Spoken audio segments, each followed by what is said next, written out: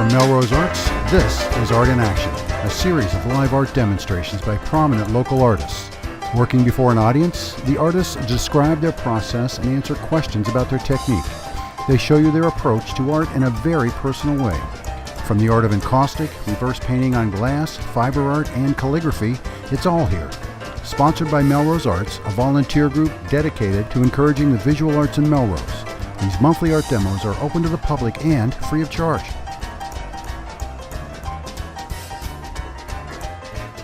Today on Art in Action, printmaker Jane McKinnon Johnstone shows us how to make monotypes and monoprints using a printing press. Jane is a visual artist whose works combine the diverse marks of the printmaking medium with images abstracted from the forms and colors of nature. Well, I am Jane, and I'm here with many different kinds of prints and plates that the prints are made from. Printmaking is a very diverse and complicated medium. Most people, when I say I'm a printmaker, get a blank expression, and I usually have to say, oh, remember doing linoleum cuts in high school, or remember when you make a thumbprint, that's a print. But basically it is taking ink, putting it on paper using the pressure of a press. And the pressure of the press is where all the alchemy happens, where all the mystery happens. You set things up, you roll it through, and you pull off the blanket, and you really don't know quite what's going to be there. Things move, things mix, things get embossed, and playing with all the variations of that is what's so much fun about printmaking.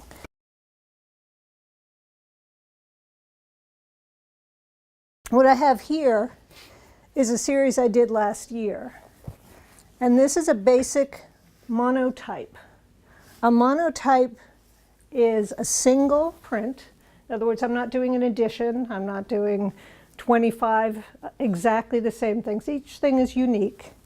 And I'm rolling up the ink on a piece of plexiglass, which I will be doing here in a smaller version on my smaller press with this, which I'll demonstrate.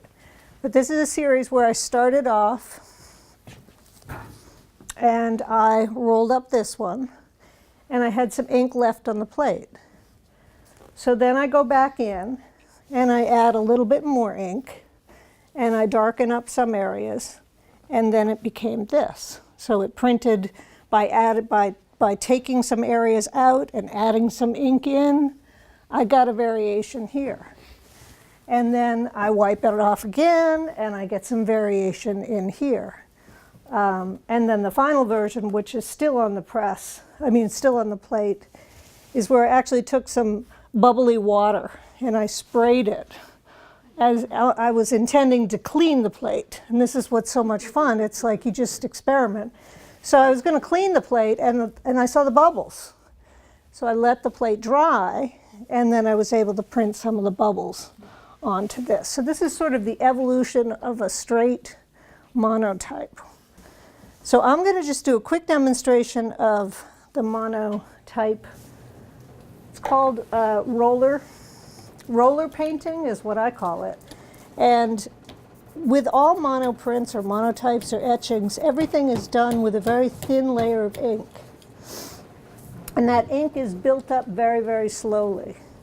So using a roller, you're just putting on a thin layer of ink. And it rolls onto the top of this. And it's just a thin, thin layer of ink. You can then pick up more colors and mix that in. So I can add the water or whatever. Then I can mix in some whites. And the roller painting is where you actually take the roller and you're squiggling it around. You're not doing a nice, smooth, consistent thing. You're squiggling it around, getting some color on there. And let's get a little color for the bottom.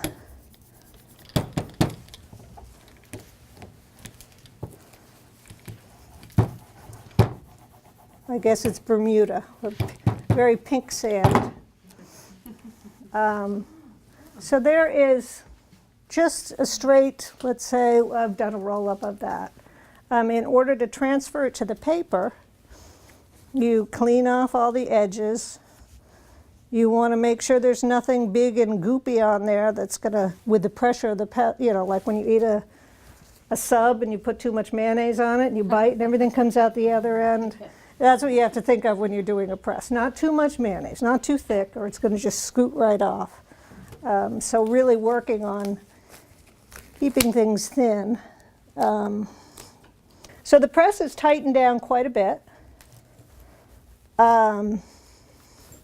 Most presses are tabletop. I mean, they're the size of this table. This is just wonderful for traveling. So that's been cranked through. What you'll see, two things that are unique with a print, is there's an embossment. There's a small, you can see where the paper has wrapped itself around the plate. And there's a raised area there. There's still a little ink left on the plate. So I can either run this through and do a ghost, or I can come back and I can add some more color to it. So if I want to come in here and add a little bit more ink,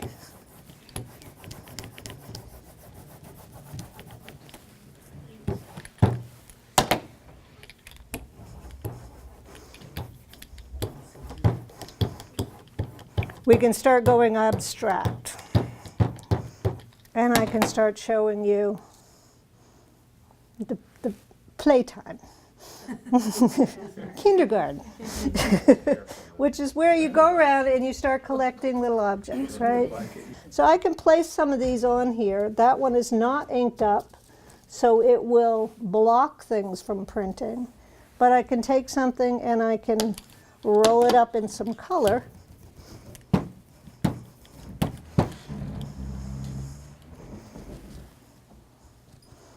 And I can put this on here. And this time when we run it through, there'll be both an embossment from the objects that I've put on there, as well as the ink that's underneath. So I have a little grid that's drawn on the paper underneath the press, so I can tell, so I can get things lined up a little bit square. And if I were to run another plate over that, that's where it really becomes important to have the lines set up so that you can keep everything within that square. So this is where, that's called using a stencil or a mask, where you've taken some of the objects and blocked things out. Now I can go back into this again, but if I'm going to ink up, let's just do a straight blue. This is the same size plate. That's where, cutting all the plates to the same size, you can then interchange them.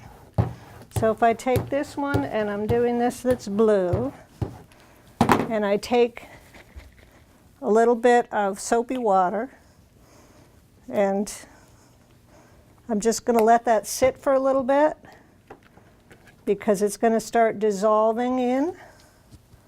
And then I can take a brush and take some away.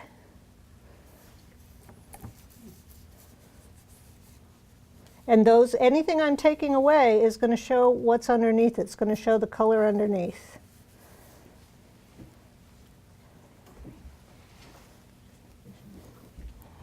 So these are all sort of different marks that you can make. That gets to be very squishy and paintery, and I'm going to let it sit for a minute.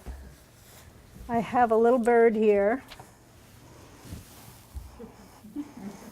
and I can roll that up with ink,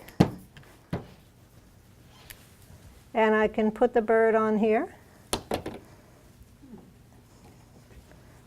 And so we're going to have, you know, a very messy bird. Then I can take, the back of the brush, and I can start drawing in here. So I could start giving the bird, use both sides. I can start making a little branch for the bird. So this is subtractive printmaking, when you're actually taking ink off of. Before, what I was doing was additive printmaking. You're adding ink to the plate, and that is creating the image. Here, I'm subtracting ink from the plate. And, but because I can't resist all of these fun little things, I'm going to put in a little bit of falling nest underneath the bird. So this was sitting a little bit in the water. I'll put that back on, but if I tap it, I start to get little drips on here.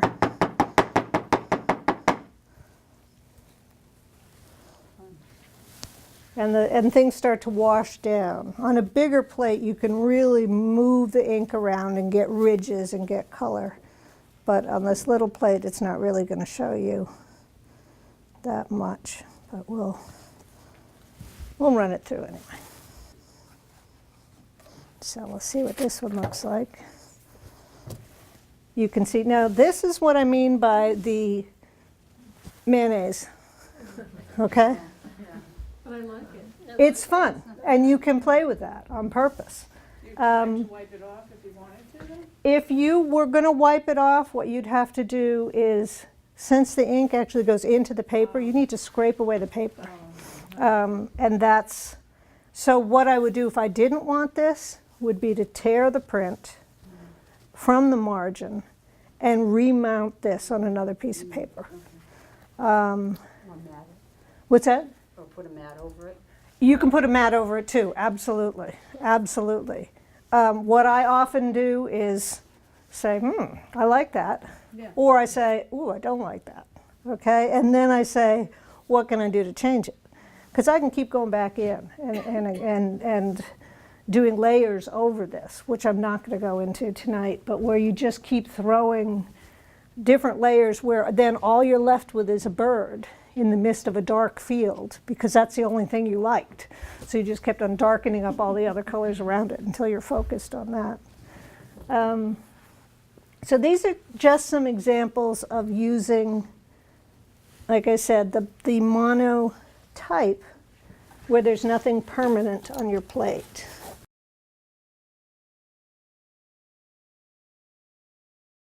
For mono prints, where we're talking about having a permanent matrix on the plate, this has been scratched into, and you'll see what's on there when I use a little piece of mat board or stiff surface, and I'm literally pushing the ink into the lines, and then I'm removing the ink from the surface. On all these other prints, I've used the ink that's on the surface. Now I'm going to be using the ink that's in the lines.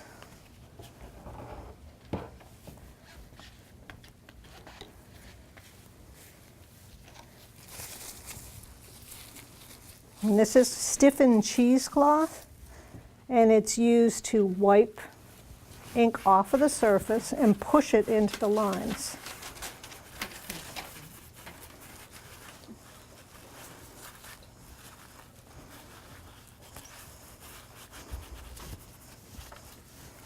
So normally I would really work on neatening up all the edges and doing it, but here it's, you can see that those dark lines in there were scratched in, and they actually will hold the ink. So that is called an intaglio.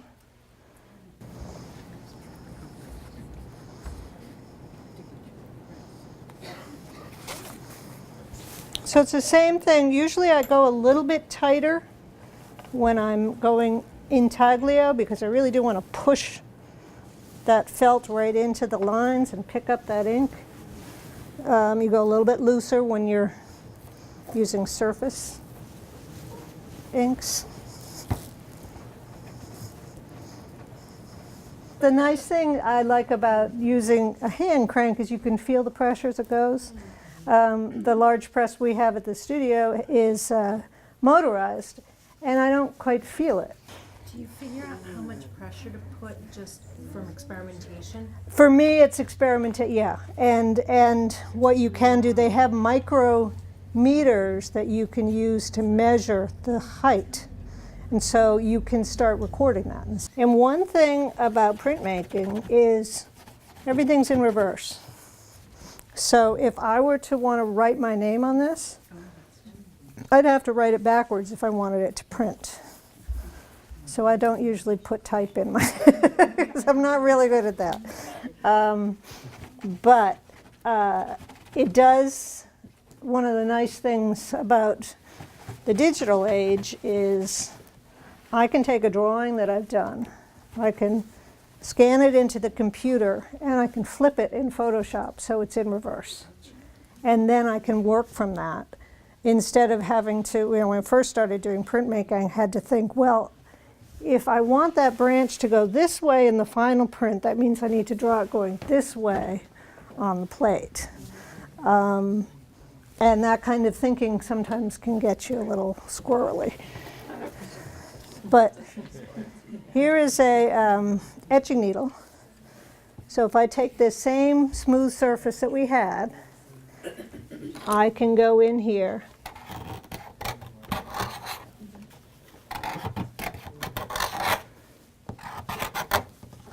and you really do have to go in there and give it a good scratch in order to have a little bit of a burr. The burr is the plexiglass that's pushed up as you're pushing the needle through.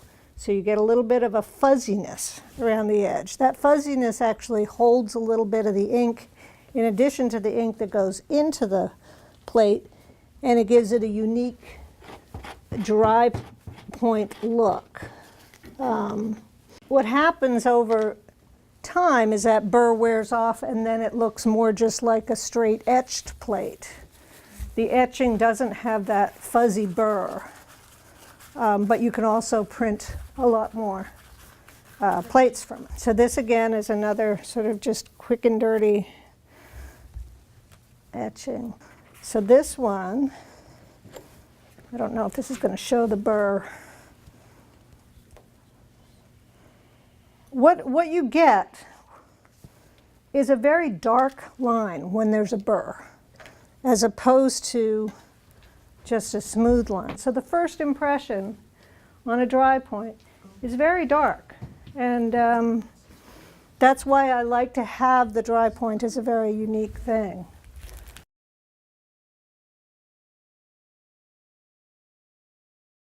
What I have here, switching from the dry points into etching, is these are plates that I etched, putting a waxy surface on top of the copper. You remove some of that waxy material. The area that's exposed goes into the acid. The acid bites down, creates a little ridge down like that, and then you remove that waxy thing. And anything that's smooth is where the wax was. Anything that has a line in it is where you remove that waxy thing. So originally, they just did dry points. And then they transitioned more to the etching, which are these plates here, and I'll move into that. I'm not going to show you etching because that has all the acids and the things like that, which they got from the metalsmiths and the jewelers, of actually etching into the plate, and it made it so that they could print hundreds of impressions from the same plate. And that's how a lot of the paintings were then drawn onto plates with etching and distributed to people so that people could see, oh, is that what the Last Supper looks like? because they didn't have the internet. So now, etching is, you can use etching in that editioning kind of way where you're going to do many, many items, and that's where you start numbering them 1 out of 25, 2 out of 25. If you're just a contemporary artist like me, I don't bother doing editions. It's tedious doing the same thing over and over again. So my etchings are more experimental. So I will take a plate and I will play with it. I will see what the acid does when it runs. I will see what the plate looks like when it's combined with other plates. So this is, again, in the same way I had inked up that dry point, I did the same thing with the etched plate, small etched plate.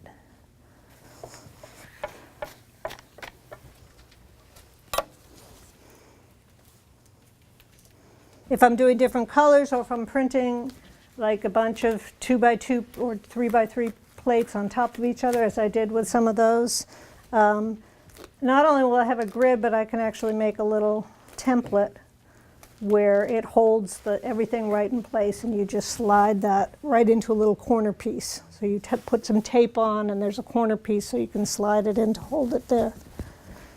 This is, again, that piece of handmade paper that's been glued on with rice starch to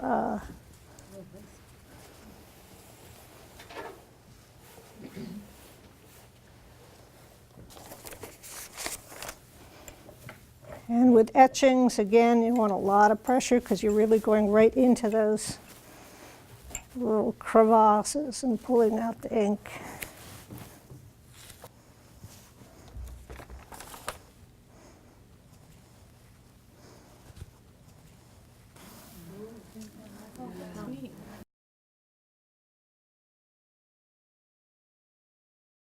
This is called a trace monoprint. And this is, you take ink, you're going to put ink, again, roll down your thin layer of ink on a piece of plexiglass. Take a dry piece of paper and you lay it down on top of that ink. Then you take a pencil and you draw on the back. And when you draw on the back, the image is transferred here. Okay, so you get that line. Then what's left on the plate, the line removed the ink. So that's a paler color. And then you have the dark color of where the ink was, and you run that through the press, so you get your second one, and you can do diptychs like that. To do a trace monoprint, I actually have a grid here, okay? And that helps me to know where my plate is and where the paper is. So when I'm drawing on the back, I know when I'm drawing on the plate, and I know when I'm drawing on. So I put this down here.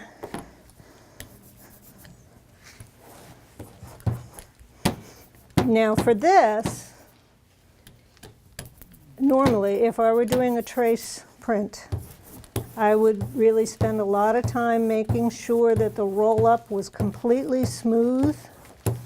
You couldn't see the lines of the roller. There were no blips or blops of uneven paint. But I'm not going to do that right now. So this does have all the lines and blips and blops in it. Sometimes it takes a couple layers to build up the ink to a dark enough color. So I'm going to let that sit for just a second, and I'm going to add another layer to it.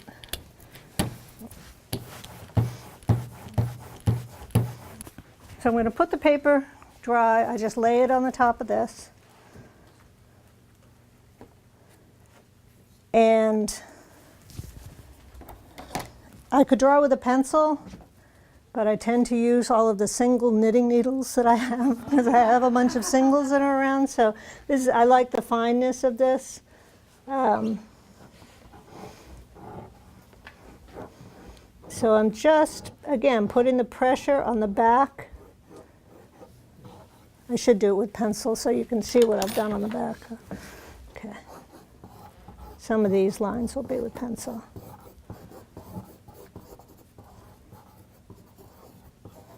Okay.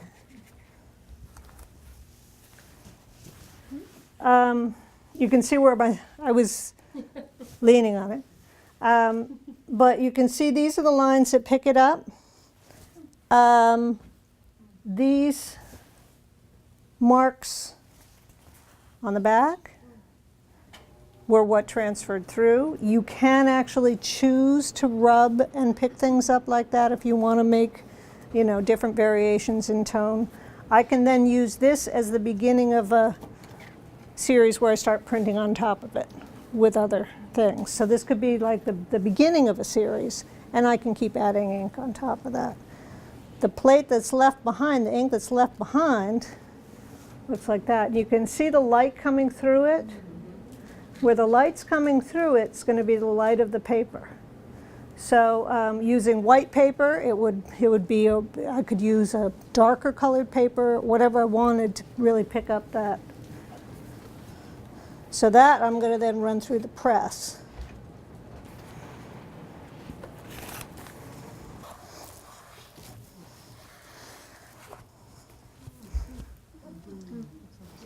So you can take those two,